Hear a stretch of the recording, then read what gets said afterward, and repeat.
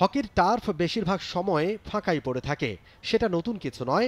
দেশের হকি যেন মাথা তুলেই দাঁড়াতে পারে না। এক পা এগুলে নানা কারণে পিছিয়ে যায় ৩ পা। এভাবেই চলছে দিনের পর দিন।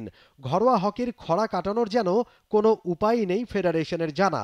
এই অবস্থা থেকে বেরুতে না পারলে হারিয়েই যাবে হকি বলে মনে করছেন খেলোয়াড়রা। সমস্যা সমাধানে ফেডারেশন প্রধানের শরণাপন্ন হতে চান সিনিয়র খেলোয়াড়রা। দেশে অনুমোদিত ক্রীড়া ফেডারেশন বা অ্যাসোসিয়েশন মোট ৫৫টা। ক্রিকেট ফুটবলের পরেই হকির অবস্থান। কিন্তু ক্রিকেট ফুটবল নিয়মিত মাঠে থাকলেও খবর নেই হকির। ৩ বছর পর চলতি বছরেই মাঠে ফেরে প্রিমিয়ার ডিভিশন হকি লিগ। তাও শেষ হয়েছে ৫ মাস আগেই। এরপর থেকেই ঘরোয়া হকির কোনো কার্যক্রম নেই মাঠে। বিশেষ করে বিপদে পড়েছেন সার্ভিসেস টিমের বাইরে থাকা খেলোয়াড়রা। ফিটনেসের দিক থেকে আপনার অনেক ক্ষতিগ্রস্ত হচ্ছে আমরা যে মাঠে খেলা নাই। আপনারা জানেন লাস্ট লিগ হয়েছে আমাদের হচ্ছে ৪-৫ মাস আগে, অথবা এরকম হয়ে যাচ্ছে। তো এভাবে যদি খেলা না থাকে তাহলে আমরা যারা বাইরের প্লেয়ার আছি ন্যাশনাল টিমে, তো আমার মনে হয় আমাদের ফিটনেসের দিক দিয়ে অনেক আমরা পিছিয়ে পড়ব। যারা কিনা ন্যাশনাল টিমে যারা বাহিনীতে আছে ওরা তো প্র্যাকটিসের মধ্যেই আছে। তো আমরা যদি এখন হঠাৎ করে ক্যাম্প ডাকা হয় তাহলে ওই হিসাবে আমরা কামব্যাক করতে অনেক ফাইটিং করতে হবে আমাদের, ওদের সাথে কামব্যাক করতে হলে। ৫ আগস্ট রাজনৈতিক পট পরিবর্তনের পর আওয়ামী সরকারপন্থী অনেক ক্রীড়া সংগঠক দিয়েছেন গা ঢাকা। হকিতেও একই চিত্র। ফেডারেশনে আসছেন না বেশিরভাগ কর্মকর্তাই। যে দু একজন আছেন তারাও ব্যস্ত নতুন কমিটি নিয়ে। খেলোয়াড়দের কথা ভাবার নেই কেউ। সবাই সবার জায়গা থেকে দৌড়াদৌড়ি করতেছে একটা কমিটি নিয়ে। এখন যেটা মূল সেটা আপনাকে চিন্তা করতে হবে। মূল কি আমাদের হলো মাঠে হলো খেলা ফিরাইতে হবে। কেউ কোনো প্লেয়ারদের সঙ্গে কথাবার্তা বলেনি, ঠিক আছে। এখন আপনার যেটা হকিকে উন্নয়ন করতে হলে কি লাগবে? খেলা লাগবে। আপনাকে প্রথমে চিন্তা করতে হবে সমস্ত প্লেয়ারের জন্য যাতে হলো মাঠে হলো হকিটা ফেরে, তারপরে না অন্য কিছু।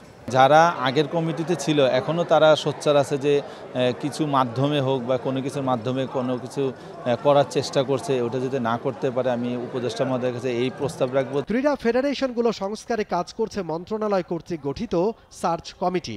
কিছুটা সময় সাপেক্ষ ব্যাপার, কিন্তু এই সময়টায় খেলোয়াড়দের অনিশ্চয়তা কাটাতে একমাত্র ভরসা যেন ফেডারেশন সভাপতি।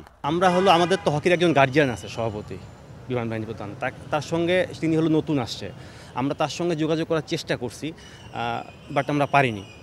আমাদের প্রথম কথা শ্রদ্ধের সাথে বলবো যে আমরা যারা বাইরের খেলোয়াড় আছে, আমাদের যে গার্জিয়ান সভাপতি স্যার, সে যেন আমাদের সঙ্গে একটু কথাবার্তা বলে তাহলে পুরো হকি চিত্রটা সে বুঝতে পারবে। ১ মাস আগে আমরা আপনার ক্রীড়া মন্ত্রণালয়ে একটা স্মারকলিপি দিয়েছিলাম আমরা হকির যে সমস্যাগুলো নিয়ে।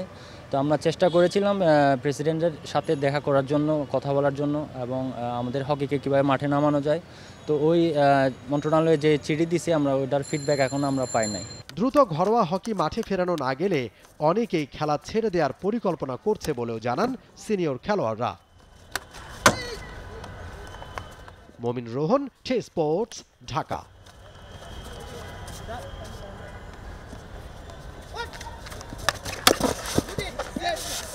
For more updates, subscribe to our YouTube channel and click on the bell icon. Follow us on Facebook and Instagram.